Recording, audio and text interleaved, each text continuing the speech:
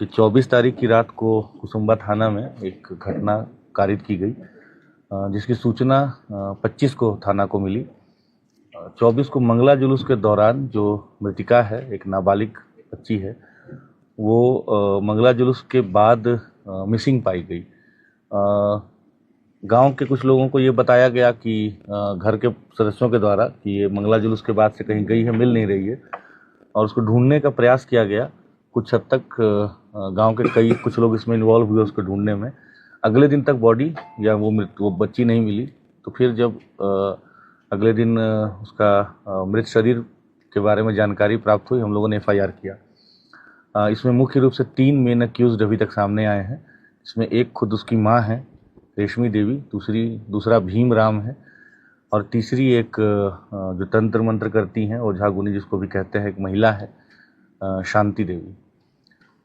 जो मृतिका की माँ है और भीमराम के बीच करीब 10 वर्षों से अनैतिक संबंध की बात सामने आई है, और उनके जो पति हैं वो महाराष्ट्र में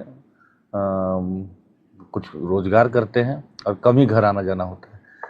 मृतिका के जो बाकी भाई बहन हैं वो भी उनको अपने पिता के नज़र से ही देखते हैं, और एक तरह से उस परिवार के ऊपर भीमराम का कंप्लीट होल्ड जैसा है। तो इनके जो पुत्र हैं, मतलब मृतिका का जो भाई हुआ, उसके विषय में उनकी माँ काफ़ी चिंतित रहती थी, क्योंकि वो मानसिक और शारीरिक रूप से उनको कमज़ोर लगता था।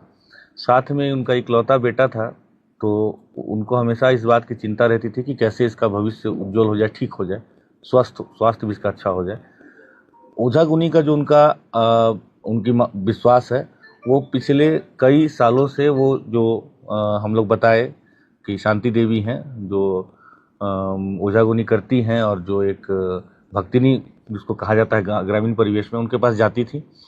ज़्यादातर समय अपने पुत्र के शारीरिक स्वास्थ्य को लेकर या कभी कभी नौकरी के लिए जाती थी, कभी कभी घर में तंत्र मंत्र से अपने घर को बंधवाने के लिए जाती थी, जो सब पूर्व में किया भी गया इसी भक्तिनी के द्वारा। कभी अगर जमीन का भी विवाद हो, किसी भी तरह के व्यक्तिगत जो उनकी समस्याएं होती थी, उसके लिए वो जाने लगी थी। तो इन चीज़ों में एक तरह से ये जो भक्तिनी है वो उनसे उसके बदले में पैसे और बाकी चीज़ें लेती थी। उनके घर में जैसा मैंने बताया कि हर चीज़ के लिए वो डिपेंड करती थी भीमराम के ऊपर। तो घटना के दिन भी जब ये अपनी मृतिका के साथ, छोटी बच्ची के साथ और भीमराम के साथ उनके घर गई, वो भक्तिनी के घर गई, तो उनके घर में एक छोटा सा, जिसको वो मंदिर कह रहे हैं, उसको धरती माता मंदिर या मनसा देवी मंदिर भी कहा जा रहा है, तो उस मंदिर में इनको बुलाया गया। हालांकि माँ बेटी दोनों दरवाजे से गई, लेकिन जो भीमराव था उसके विषय में बता रहे हैं कि वो पीछे का जो छोटा सा बाउंड्री होता है, उसको कूद करके छुप करके आया। और उस समय पहले वो भक्तिनी के द्वारा बताया गया कि इसके ऊपर देवास आया हुआ है, मतलब माता आई हुई, जिसको हम लोग ग्रामीण बोलचाल में कहते हैं, और उसको टिकाव करके कुछ अपना मंत्र का वो ढोंग करके और छोड़ दी। बच्ची वापस से आकर के और जो मंगला जुलूस था उसमें पार्टिसिपेट करने लगी, और भक्तिनी के द्वारा बताया गया कि आप दोबारा से आइए, इसको लेके अच्छे मुहूर्त वगैरह के बारे में बताते हुए कि 9:30 बजे के 9 बजे के आसपास के बाद आना है। जब दोबारा से गए तो, और साथ में ये भी बताया गया कि जो हम आज करेंगे, इसका इलाज करेंगे, जो बलि हम देंगे, उसमें हमको एक मेल पुरुष का जरूरत पड़ेगा। तो मृतिका की माँ इस काम के लिए भीमराम को दोबारा अपने साथ लेके गई, और मृतिका को भी लेके गई। उसको, बच्ची को पहले बताया गया कि उसको वहाँ बिठा करके वो मंदिर में, जो छोटा सा है, उसको मंदिर तो कहा जा रहा है जो भी, तो वहाँ पे बिठा करके उसको पूजा वूजा किया गया, टीका उका कुछ किया गया। उसको मुकुंदाना और इलायची वगैरह का प्रसाद खिलाया गया, और बोला गया कि तुम्हारे ऊपर कुछ दोष है, आज हम लोग जो उपचार कर रहे हैं, इससे तुम दोष मुक्त हो जाओगी। फिर इनकी मान्यता थी कि जो वहाँ बसवाड़ी है, जो हमारा, जहाँ से हमें शव बरामद हुआ बाद में, कि उसी बसवाड़ी में वहाँ के भूतों को बांध के रखते हैं। ये कह करके इसको वहाँ ले गए, और फिर वहाँ इसको लेटने के लिए कहा गया, और उसके बाद उसका भीमराम के द्वारा इसका गला दबा करके इसकी हत्या की गई। साथ ही उसको कॉलिंग स्टिक कहते हैं, उसकी मदद से, आप सब जानते हैं कि इंसर्शन किया गया ब्रूटली, और उसका सर फोड़ करके उसका खून लिया गया। तो ये सारी जो कृत्य हुआ है, इसमें हम लोगों के पास काफ़ी पुख्ता एविडेंस और जो सूचना भी प्राप्त हो रही थी, और एविडेंस भी हम लोगों को मिला, सबको हम लोगों ने अरेस्ट भी किया और हम लोग इस केस को बहुत गंभीरता से ले रहे हैं। हम लोग पूरी तरह से प्रयास करेंगे कि इसको हम लोग स्पीडी ट्रायल में ले करके जल्द से जल्द मृतिका को हम लोग न्याय दिलाएं और कठोर से कठोर हम लोग उसको दंड दिलवाने का पूरा प्रयास करेंगे।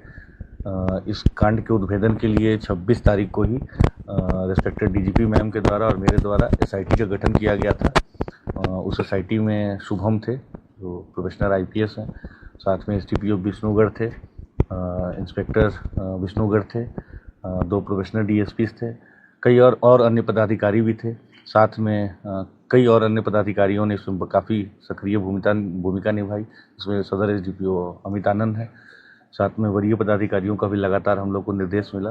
तो इन सब के कारण हम लोगों ने इस कांड का उद्भेदन किया है। सभी लोगों की गिरफ्तारी कर ली गई है। जो विधि सम्मत सारे प्रोसेस हैं फॉलो किए गए हैं, आगे भी किए जाएंगे और इस विभत्स घटना का हम लोगों ने उद्भेदन किया। आप लोग जानते हैं कि घटना कारित होने के बाद ये भीम राम ही है जिसने कि इस घटना को कई तरह के कलर देने की कोशिश की।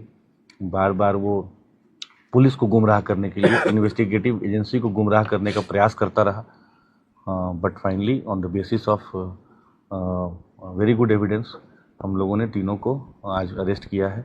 स्टेटमेंट उनका नहीं देखा है, लेकिन अगर आया होगा हो सकता है। एसपी साहब, तब इसमें कॉम्पेंसेशन नहीं मिलना चाहिए परिवार को? इन विषयों पर मुझे लगता है कि उपायुक्त महोदय आप लोग को डिटेल से ब्रीफ करेंगे।